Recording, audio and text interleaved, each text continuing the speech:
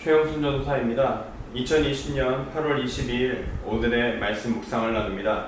말씀 본문은 예레미야 8장 4에서 17절 말씀이며 말씀의 제목은 타락에서의 회복, 그 어려움에 대하여입니다. 먼저 말씀을 읽겠습니다. 예레미야 8장 4에서 17절 말씀입니다. 너는 또 그들에게 말하기를 여호와의 말씀에 사람이 엎드러지면 어찌 일어나지 아니하겠으며 사람이 떠나갔으면 어찌 돌아오지 아니하겠느냐.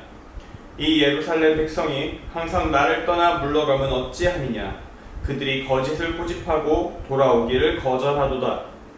내가 귀를 기울여 들은즉 그들이 정직을 말하지 아니하며 그들의 악을 뉘우쳐서 내가 행한 것이 무엇인고 말하는 자가 없고 전쟁터로 향하여 달리는 말같이 각각 그 길로 행하도다. 공중의 학은 그 정한 시기를 알고 산비둘기와 제비와 두루미는 그들이 올 때를 지키거늘 내 백성은 여호와의 규례를 알지 못하도다. 너희가 어찌 우리는 지혜가 있고 우리에게는 여호와의 율법이 있다 말하겠느냐. 참으로 서기관의 거짓의 붓이 거짓되게 하였나니 지혜롭다 하는 자들은 부끄러움을 당하며 두려워 떨다가 잡히리라. 보라, 그들이 여호와의 말을 버렸으니 그들에게 무슨 지혜가 있으랴. 그러므로 내가 그들의 아내를 타인에게 주겠고 그들의 밭을 그 차지할 자들에게 주리니 그들은 가장 작은 자로부터 큰 자까지 다 욕심내며 선지자로부터 제사장까지 다 거짓을 행함이라. 그들이 딸내 백성의 상처를 가볍게 여기면서 말하기를 평강하다 평강하다 하나 평강이 없도다. 그들이 가증한 일을 행할 때에 부끄러워하였느냐? 아니라 조금 더 부끄러워하지 않을 뿐 아니라 얼굴도 붉어지지 아니하였느니라. 그러므로 그들이 엎드러질 자와 함께 엎드러질 것이라. 내가 그들을 벌할 때에 그들이 거꾸러지리라. 여호와의 말씀이니라. 여호와의 말씀이니라. 내가 그들을 진멸하리니 포도나무에 포도가 없을 것이며 무화과 나무에 무화과가 없을 것이며 그 잎사귀가 마를 것이라. 내가 그들에게 준 것이 없어지리라 하셨나니 우리가 어찌 가만히 앉았으랴. 모일지어다. 우리가 견고한 성읍들로 들어가서 거기에서 멸망하자. 우리가 여호와께 범죄하였으므로 우리 하나님 여호와께서 우리를 멸하시며 우리에게 독한 물을 마시게 하심이니라. 우리가 평강을 바라나 좋은 것이 없으며 고침을 입을 때를 바라나 놀라운 뿐이로다. 그 말의 부르짖음이 단에서부터 들리고 그 줄마들이 우는 소리에 온 땅이 진동하며 그들이 이르러 이 땅과 그 소유와 성읍과 그 중에 주민을 삼켰도다. 여호와의 말씀이니라. 내가 술법으로도 제어할 수 없는 뱀과 독사를 너희 가운데 보내리니 그것들이 너희를 물리라 하시도다. 아멘. 오늘의 말씀 예레미야 8장 4에서 17절은 이스라엘 백성들이 회복불능 수준으로 타락하였음을 다시 한번 언급하면서 이렇게까지 타락한 원인이 어디에 있는지를 짚어내고 있습니다. 오늘 확인하게 된 타락의 원인은 가벼운 것이 아닙니다. 단순하게 행동으로서의 잘못을 고쳐서 끝날 문제가 아니기 때문입니다. 그동안 잘못 가지고 있었던 자신의 삶의 행동 원리, 자신이 생각하는 믿음이라는 것에 대한 이해, 신앙생활의 원리 전체를 뒤흔들고 해체하고 새로운 것, 하나님의 진리에 합당한 새 것을 받아들이는 것, 그것을 받기 전에 통렬히 회개하고 자신의 모든 죄악을 내려놓고 새로워지는 데까지 가야 남유다 백성들의 상황을 넘어서는 회개, 하나님께 돌아오는 것이 가능합니다. 자기 정체성 전체를 뒤집어 엎어야 이러한 회개가 가능합니다. 수년간의, 수십 년간의 자기의 신앙생활을 부정하고 그동안 잘못 믿었음을 인정하며 그동안 자신이 바보였다는 사실을, 무식하게 살았다는 사실을, 자신이 그동안 멍청하게 살았다는 사실을 인정해야 됩니다. 자기를 보호하고자 하는 모든 논리를 폐기해야 돼요. 하나님을 믿었다 생각했지만 믿은 적이 한 번도 없다는 사실을 인정하는 데까지 나아가야만 오늘 말씀에 나오는 타락을 넘어서 회개할 수 있는 것입니다. 그래서 오늘 말씀의 제목이 타락에서의 회복, 그 어려움에 대하여가 되는 것이죠. 오늘 성경 말씀을 한번 살펴보면서 이러한 타락상이 혹시 내게 있는가? 우리 가운데 있는가? 한국교회 가운데 있는가? 만약 그렇다면 나는 무엇을 해야 하는가? 어디서부터 시작해야 되는 것인가? 그것이 어떤 것이 하나님의 뜻에 합당한 것인가? 고민하면서 하나님께 기도할 수 있는 우리가 될 수 있기를 바랍니다. 첫째입니다. 잘못된 길에서 벗어나기 위해서는 진실을 직면해야 합니다. 잘못된 길에서 벗어나기 위해서는 진실을 직면해야 합니다. 오늘 말씀 4에서 8절은 끝까지 하나님을 거부하는 길을 고수하고 있는 이스라엘 백성들의 상황이 아까도 말씀드렸지만 단순하게 행동상의 잘못을 지적하고 회개할 것을 요청해서 문제를 정리할 상황이 아님을 알려주고 있습니다. 상황이 가볍지 않다는 것이죠. 이 4에서 7절 말씀에 나오듯이 사람이 엎드러지면, 즉 쓰러지게 되면 사람은 쓰러진 채로 계속 있는 것보다 보통은 바로 일어납니다. 그리고 사람이 어딘가에 머물다가 일이 있어서 떠나면 보통은 다시 집으로 돌아오게 되죠. 철새들도 시기에 맞춰서 돌아오는 주기에 따라 일정한 원칙 안에서 움직입니다. 그 원칙을 잊지 않는 한 그것은 일반적으로 다시 일어나는 일이에요. 여기서 사람이 쓰러졌을 때 다시 일어나는 이유는 그 사람이 내가 쓰러져 있는 상태가 정상적이지 않다고 스스로 인식하고 있기 때문입니다. 사람이 집에 있다가 어딘가로 떠났을 때 결국은 다시 집으로 돌아오는 건 자신이 원래 머물던 곳, 이곳이 나의 본거지이고 돌아올 곳이라고 생각하고 있기 때문이죠. 자신의 근간이 되는 사유의 근간, 자신의 근본, 정체성, 그것에 대한 일정한 원칙들, 그에 대한 이해가 있고 그것이 자신의 중심에, 자신을 다스리는 중심에 바로 서 있다면 사람은 때로 일탈을 할지라도 일탈 기간이 짧든 길든 간에 다시 본래의 자리로 되돌아오게 되어 있습니다. 기간의 차이는 있겠지만 근본 정신이 죽지 않았다면, 자기 중심이 살아있다면 그는 돌아옵니다. 회개하면서 그래 이게 옳은 거지 하면서 돌아올 겁니다. 이런 회개는 비교적 쉬운 회개에 해당합니다. 아까 말씀드렸던 이걸 잘 오해하면 안 되는 것이 비교적 쉽다는 겁니다. 절대적인 기준으로 본다면 이런 회개도 쉬운 것은 아니죠. 근데 이스라엘 백성은 어떤 상태였느냐? 쓰러져도 일어나지 않습니다. 떠나고 돌아오지 않습니다. 철새만도 못한 모습을 보여주고 있습니다. 이들 이스라엘 백성, 남유다의 사람들 항상 말하는 나는 하나님을 믿는 자다. 아브라함의 자손이다. 믿음의 사람 다윗의 직계인 다윗의 왕가의 백성이다. 이런 인식이 있다면 이런 모습을 보이는 게 상식적으로 이해가 안 되는데 하나님께서 보시기에도 상당히 답답한데 그들은 돌아오지 않습니다. 쓰러진 채 그 상태를 즐깁니다. 이들은 지금 길바닥에 쓰러져 있으면서 이것이 좋은 것이다. 올바른 삶이다. 노숙은 행복하고 좋은 것이고 이 세상 최고의 기쁨이다. 그렇게 얘기하면서 또는 정처 없이 떠돌면서 사람의 인생은 본래 유목민의 인생이다. 노마드다. 거쳐, 인정, 안정적인 거 그런 거 다 겁쟁이들이 얘기하는 것이다 하면서 제멋대로 살아가고 있는 그런 것이죠. 왜 이들이 이렇게 살아가는가? 그 이유가 무엇인가? 먼저 오늘 말씀이 말하고 있는 이들의 상태에 대한 설명을 확인해 보면서 그 이유를 찾아보고자 합니다. 그들은 정직을 말하지 않습니다. 여기서 정직하다는 것은 거짓이 없고 솔직하다는 것인데, 그럼 정직을 말하지 않는다는 건 거짓말을 일삼고 있다는 것이고 진실을 숨기고 있다는 이야기죠. 거기에다가 이들은 지금 자신이 잘못하고 있는지 여부 자체를 모릅니다. 자신들이 행한 일이 악행이라고 생각하지 않아요. 오히려 정의로운 일, 좋은 일이라고 생각하고 있는 것처럼 보입니다. 그러니까 고집을 부리고 흔들림 없이 당당하게 전쟁터로 향하여 달리는 말처럼 곧게 잘못된 길을 이게 옳다! 하면서 외치며 달리고 있는 것이죠.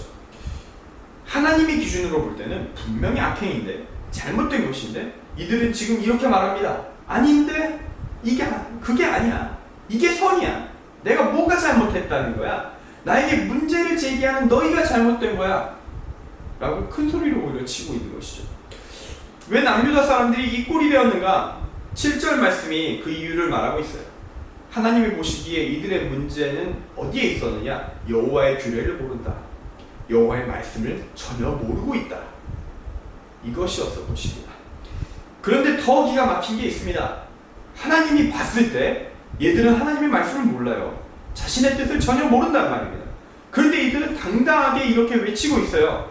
아니야, 너가 잘못 알고 있는 거야. 내가 아는 게 바로 진정한 하나님의 말씀이야. 하나님이 보시기에 기가 막히실 상황이죠. 8절 말씀을 인용해서 이들의 주장을 설명하면 이렇습니다. 우리는 지혜가 있고 우리에게는 여호와의 율법이 있다 라고 얘기합니다. 하나님이 얼마나 답답하시겠어요. 뭐야, 내가 보기엔 전혀 없는데 너희들 아무것도 모르는데 다 안다고? 네, 속이 터지실 겁니다. 그리고 이 속 터지는 상황이 바로 하나님을 대신해서 남유다 사람들 향해 하나님의 말씀을 전하고 예레미야가 만나게 된 정말 답답하고 속이 터지는 그 상황이었어요. 분명 진리를 전해 주었어요. 잘못을 봤고요. 그것을 지적했고 이게 하나님의 말씀이니 이렇게 바꿔야 된다라고 말했습니다. 하나님 말씀을 선포했는데 남유다 사람들이 예레미야를 이상한 눈으로 쳐다보는 겁니다. 저는 이런 상황이 좀 연상이 되더라고요. 예레미야한테 이렇게 말하는 겁니다. 넌 누구냐? 난 그렇게 배운 적이 없어. 너 출신이 북이스라엘이지. 북이스라엘? 하지만 나는 남유다 본토 출신이야. 예루살렘 사람이야. 성전이 바로 내 앞에 있어.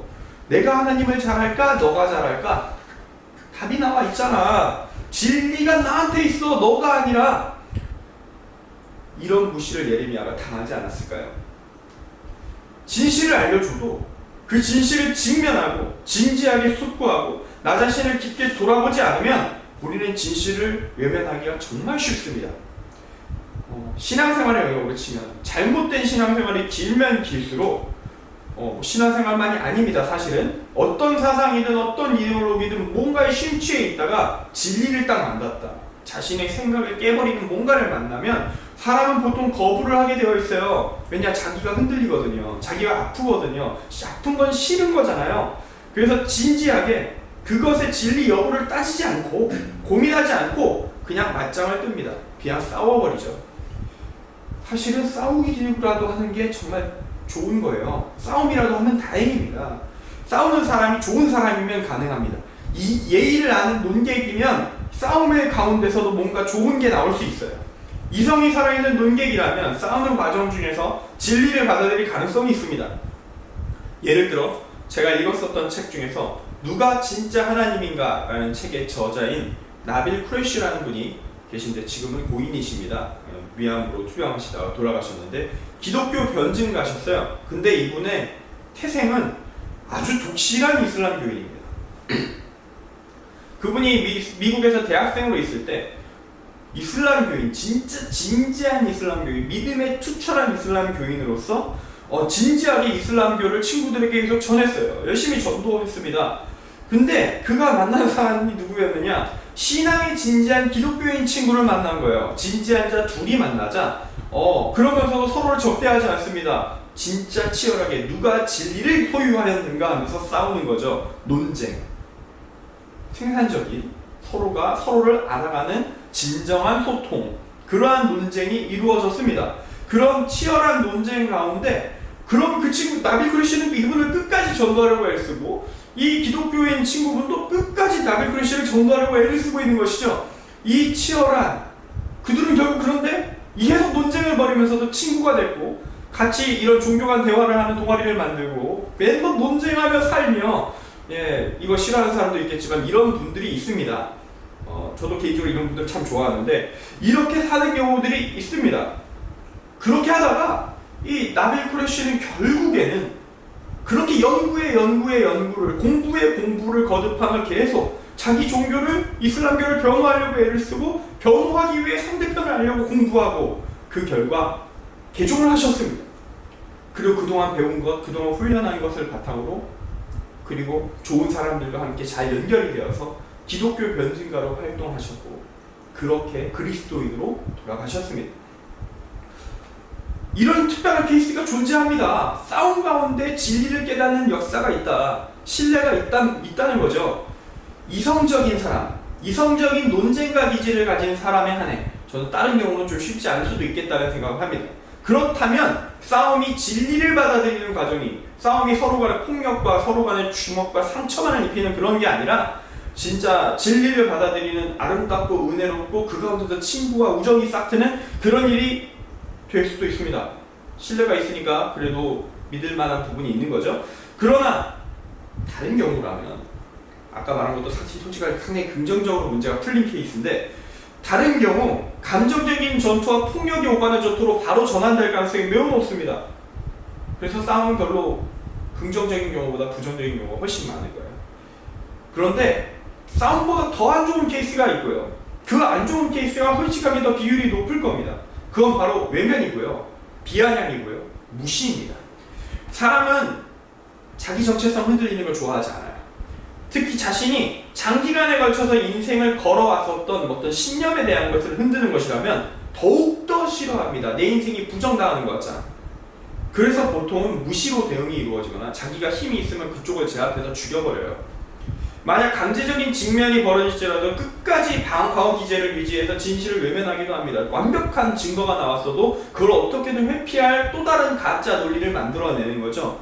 논리가 논리답진 않지만 자기 방어용으로는 충분한 그런 거를 만들어갑니다. 그렇게 명확한 증거가 나와도 부정하고 이유를, 방어 논리를 만들어 계속 부정해 나갑니다. 그게 사람입니다. 그런데 진실에 직면하지 않으면, 끝까지 그렇게 진실을 거부하면 변화는 없습니다. 진실이 하나님의 말씀에 대한 것이라면 이 직면의 필요성은 사실 그 어떤 사상보다 중요합니다. 왜냐하면 이건 영혼의 구원에 대한 문제거든요.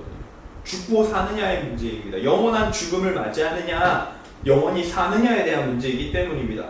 그렇기에 우리는 나 자신을 먼저 하나님의 진실, 진리 앞에 먼저 직면시키는 작업을 해야 됩니다. 이런 말씀을 읽고 묵상하면서 나를 먼저 바꿔나가는 작업을 하고, 그리고 우리의 이웃을 이제 진리에 직면시키는 길을 걸어가야 되죠.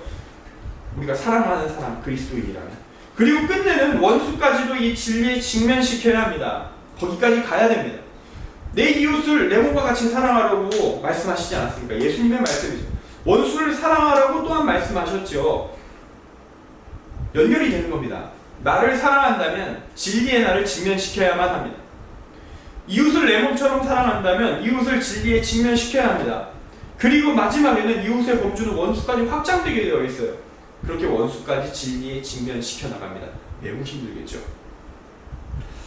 그러나 이 물가에 데려다 놓는 일은 우리가 꼭 해야 되는 일입니다. 우리가 여기까지만 할 수 있어요. 나머지는 하나님과 어떻게든 독대를 시킨 다음에 하나님과 독대하기 후에 이 사람이 하나님을 거부하면 그 선택의 결과를 이 사람이 질 거예요. 근데 그거는 그 사람의 몫인데 데려오는 것까지는 우리의 책임으로 다가온다는 것입니다. 우리가 정말로 이웃사랑, 하나님 사랑, 이웃사랑을 실천하는 그리스도인이라면 그걸 안 할 수가 없다. 그럴 것이죠. 우리는 우리의 생이 다할 때까지 그리스도인으로 남는다면 이 과정 포기하지 않고 반복적으로 수행해야 합니다. 예수님이 죽기까지 사랑하셨잖아요. 우리도 죽기까지 나가야 되는 것입니다. 그렇게 예수님을 따르는 것이 그리스도인의 믿음이니까요. 둘째입니다. 너무 달렸는데. 둘째입니다. 진리를 왜곡한 자들은 더욱 무거운 심판을 받을 것입니다. 남유다 사람들, 이들이 왜 이렇게 잘못된 신앙, 하나님에 대한 잘못된 신앙을 가지게 되었는가? 그 이유는 당시 남유다의 종교 지도자들의 죄악 때문이었습니다. 8절 말씀이 이렇게 얘기하고 있어요. 서기관의 거짓의 붓이 거짓되게 하였다. 서기관의 거짓의 붓이 거짓되게 하였다. 9절 말씀에 따르면 이들은 여호와의 말을 버린 자들이고 지혜가 없는 자들이었습니다. 10절 말씀에 따르면 서기관, 선지자, 제사장, 그리고 이들 중에서도 작은 자와 큰 자, 계급, 그 서열, 진짜 막내 선지자, 막내 제사장, 이제 막 훈련받고 있는 아이들, 다 작은 자와 큰 자를 가리지 않고 모두가 탐욕에 빠져 있었고 거짓을 일삼았다고 성경은 말합니다. 11절 말씀은 이들이 백성에게 평강을 팔았다. 평강을 팔았다고 얘기합니다. 지금 한국교회에서 자주 사용하는 용어로 바꾸면 이들은 복을 약속했던 것이죠. 그 결과로 이들이 무엇을 얻었을까요? 이들의 탐욕이 백성들에게 무엇을 요구했겠습니까? 백성들은 그들로 인해 수많은 유무형의 손실, 상처들을 계속 입어야 했습니다. 자신이 무언가 당하고 있다는 진실을 깨달아가던 자도 있었겠죠. 그런 사람은 배신감을 느낄 것이고 심신이 상처투성이가 될 것입니다. 진실을 모르던 이들은 그들의 요구가 점점 부담이 되고 어렵고 불편한 감정을 계속 느끼기도 했을 겁니다. 또한 이들이 하나님의 대언자라 오랫동안 여기고 있었으면 있었을수록 자신이 불편함을 느낀다는 것 자체를 괴로워하면서 내가 이들의 요구를 거부하고 싶은 마음이 드는 게 정상인가? 내가 하나님을 거부하고 있는 것이 아닐까? 이런 신앙적인 고통까지 함께 경험했을 것입니다. 미칠 노릇이죠. 백성들이 그렇게 상처를 입고 있는데 이 모든 상처를 당시의 종교 지도자들은 무시했습니다. 가볍게 여겼고 그거 내 일 아니잖아 하면서 자신의 탐욕을 채우는 데 열중합니다. 12절 말씀은 이러한 가증한 일을 행할 때 이들이 전혀 부끄러워하지 않았고 얼굴색도 바뀌지 않았다라고 얘기합니다. 그들은 이 과정을 진실로 기뻐했어요. 왜냐? 내가 행복해지잖아요. 내 부가 넘쳐 흐르잖아. 죄악을 기뻐하면서 죄를 지으며 낄낄대면서 압제당하는 자들을 비웃고 있는 이 사람들, 9에서 11절 말씀은 이들에게 다가올 심판이 얼마나 무시무시한지를 얘기합니다. 그들은 모두 부끄러움을 당하며 두려워 떨다가 잡힐 것이고 그들의 아내가 타인에게 노예로 팔릴 것이고 그들의 밭이 남에게 넘어갈 겁니다. 심판받을 자들과 함께 심판당할 겁니다. 이들은 하나님께 벌을 받아서 영원한 죽음 아래 놓일 것입니다.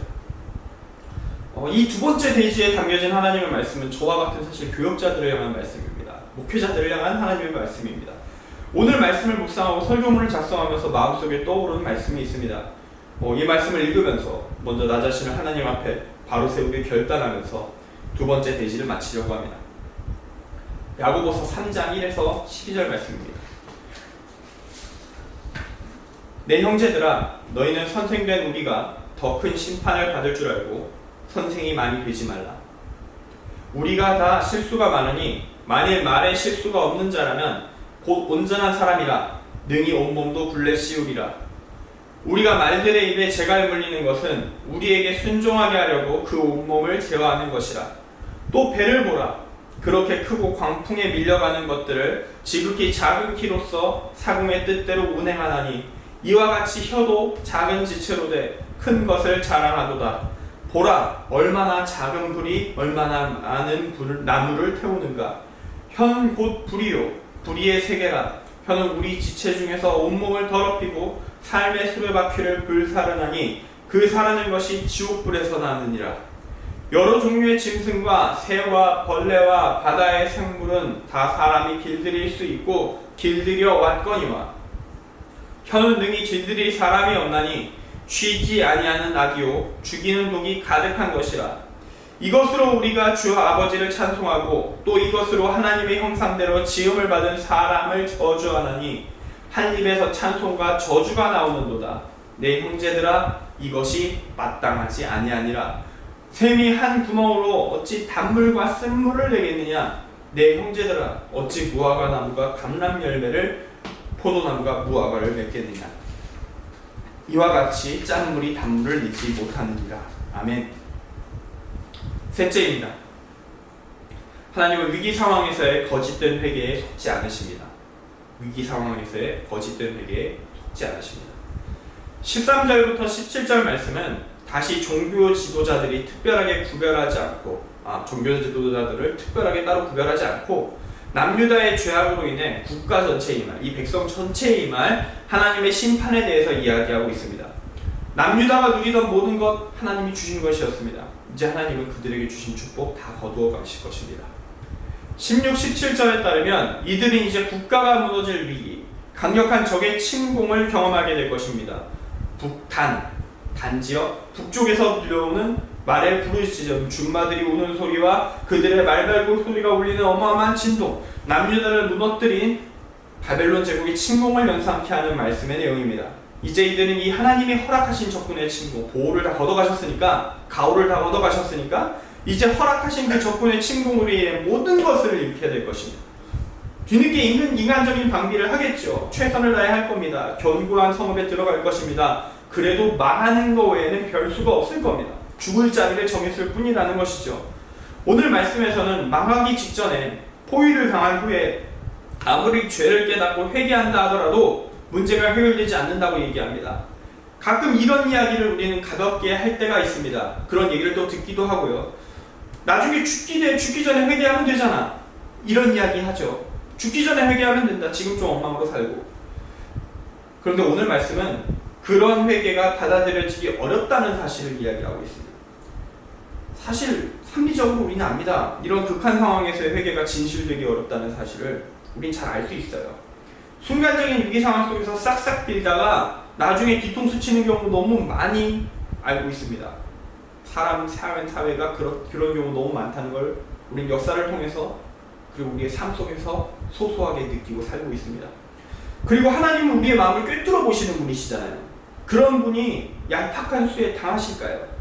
그리고 사실 진실로 회개할 자들이었으면 이런 극한 상황 오기 전에 예레미야가 외칠 때, 다른 선지자들이 외쳤을 때 먼저 회개했을 것이고 이런 상황 안 오게 했을 겁니다.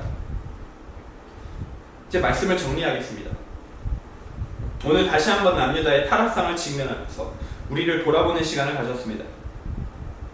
이와 같은 죄악이, 하나님의 진리를 외면하는 죄악이, 나의 이익을 위해 하나님의 말씀을 왜곡하는 죄악이, 거짓된 회개로 하나님을 속이려는 마음, 그러한 죄악이 우리 가운데 있지는 않은지 좀 돌아봅시다.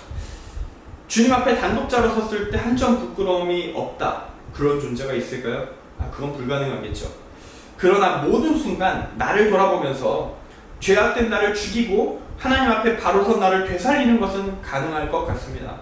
사도 바울이 그게 가능했다고, 그렇게 할 수 있었다고, 나 그렇게 살았다고 고백합니다. 이것이 우리들이 가져야 될 오늘을 살게 하는 고백이 되길 원합니다. 고린도전서 15장 31절 말씀입니다. 이것을 읽고 오늘의 말씀 묵상을 마치겠습니다. 형제들아, 내가 그리스도 예수 우리 주 안에서 가진 바 너희에 대한 나의 자랑을 두고 다가나노니 나는 날마다 죽노라. 아멘. 기도하겠습니다. 주님, 오늘 하루 주님께 맡겨드립니다. 나를 정결하게 하여 주옵소서. 지금 우리가 환난 가운데 있습니다. 주님의 보호하심이 필요합니다. 인도하심이 필요합니다. 주님의 자비가 필요합니다. 주여, 죄악된 자들에게 심판을, 자비가 필요한 자에게 자비를, 정의가 필요한 자에게 정의를 세워주시되 이 땅, 이 나라를 주님께서 지켜주시옵소서. 바르게 무릎 꿇지 않은 7,000명을 세워주시고 이 땅 가운데 복음의 진리를 하나님의 뜻과 정의, 그 사랑 안에서 세상의 빛과 소금의 모습으로 세워나갈 수 있는, 우리들이 세워질 수 있는 그러한 능력과 지혜를 우리에게 부어 주시옵소서. 예수 그리스도의 이름으로 기도합니다. 아멘.